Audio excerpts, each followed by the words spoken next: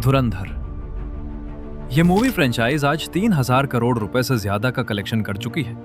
लेकिन अगर आज से ठीक 6 महीने पहले मैंने डायरेक्टर से कहा होता कि ऐसा कुछ होने वाला है, तो शायद वो मुझ पर हंस देते, क्योंकि उस वक्त तो फिल्म के रिलीज होने की भी कोई गारंटी नहीं थी।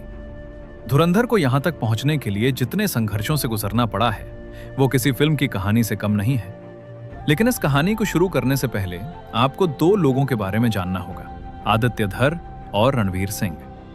दिलचस्प बात यह है कि उस वक्त ये दोनों ही अपनी जिंदगी में हार रहे थे। आदित्य धर का जन्म एक कश्मीरी पंडित परिवार में हुआ और परवरिश दिल्ली में हुई। इंटरव्यूज में वो खुद को अपने पढ़े लिखे परिवार का सबसे आलसी सदस्य बताते थे। बचपन से ही उनका एक सपना था, सिनेमा नहीं बल्कि क्रिकेट। वो टीम इंडिया की अंडर 19 नेशनल टीम की सिलेक्शन लिस्ट तक पहुंच गए थे। लेकिन वहीं से उनकी नाकामियों का सिलसिला शुरू हुआ। राजनीति की वजह से उनकी जगह पूर्व क्रिकेटर रोजर बिन्नी के बेटे को चुन लिया गया। उस एक अपमान की वजह से उन्होंने क्रिकेट पूरी तरह छोड़ दिया, वो खेल जिसे उन्होंने सालों तक अपनी जान माना था। जब वो उलझन में थे कि आगे क्या करें, तब कुछ फिल्मों ने उन्हें इतना प्रेरित किया कि उन्होंने सिनेमा को ही अपना रास्ता चुन लिया। वो दिल्ली छोड़कर मुंबई आ गए, कई फिल्मों में गीतकार बने, लेकिन वहां उन्हें नाकामी नहीं, धोखा मिला। उन्होंने कई स्क्रिप्ट्स लिखी, जिनमें से कई कथित तौर पर चोरी हो गई।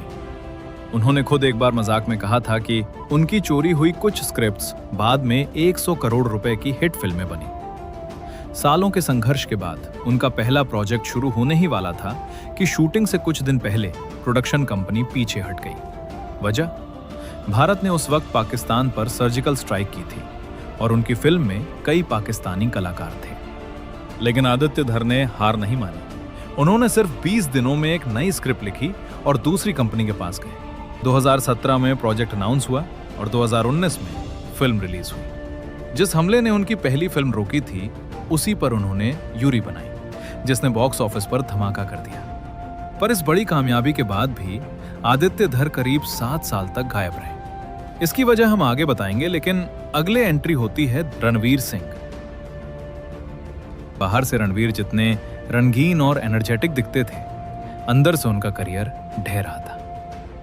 83, जयेश भाई जोरदार और सर्कस जैसी फिल्में बुरी तरह फ्लॉप हुई। यहां तक कि रॉकी और रानी की प्रेम कहानी को भी कई चर्चाओं में अंडर परफॉर्मर बताया गया। असफलता के साथ आया अपमान। खबर आई कि उन्हें बैजू बावरा से बाहर कर दिया गया। उन्होंने शक्तिमान प्रोजेक्ट पर 2 साल लगाए, लेकिन ओरिजिनल क्रिएटर ने एनओसी देने से मना कर दिया।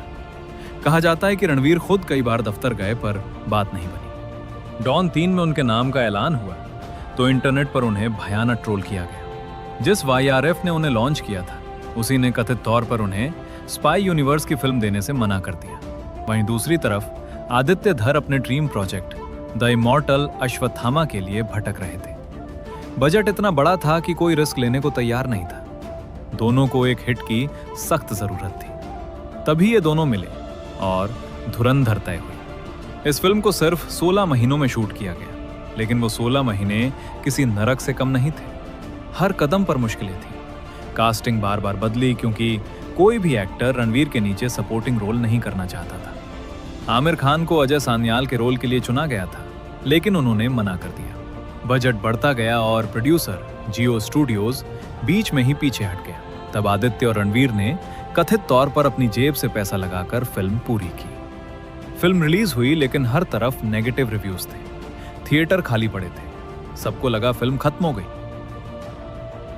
किसी ने फिल्म के सेट से अक्षय का डांस करते हुए एक raw behind the scenes clip Instagram पर डाल दी। वो रील ऐसी वायरल हुई कि लोगों में फिल्म को लेकर उत्सुकता जाग गई। रातों रात थिएटर भर गए और फिल्म ने इतिहास रच दिया। आज आलम यह है कि जो लोग साथ छोड़ गए थे, वो अब पीछे घूम रहे हैं। जियो स्टूडियोज आज गर्व से फिल्म पर अपना हक जता रहा है। जो एक्टर सपोर्टिंग रोल नहीं करना चाहते थे, उन्हें आज फिल्म में ना होने के लिए ताने मिल रहे हैं। और सबसे मजेदार बात, जिस स्पाई यूनिवर्स ने रणवीर को ठुकराया था, उसे इस फिल्म की सफलता ने धुंधला कर दिया है। अब डॉन 3 को फिर से शुरू करने की कोशिशें हो रही हैं, लेकिन रिपोर्ट्स के मुताबिक अब रणवीर ने ही मना कर दिया है।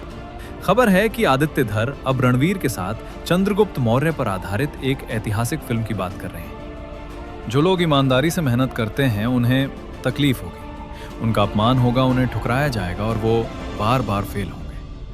लेकिन ये संघर्ष हमेशा के लिए नहीं होता।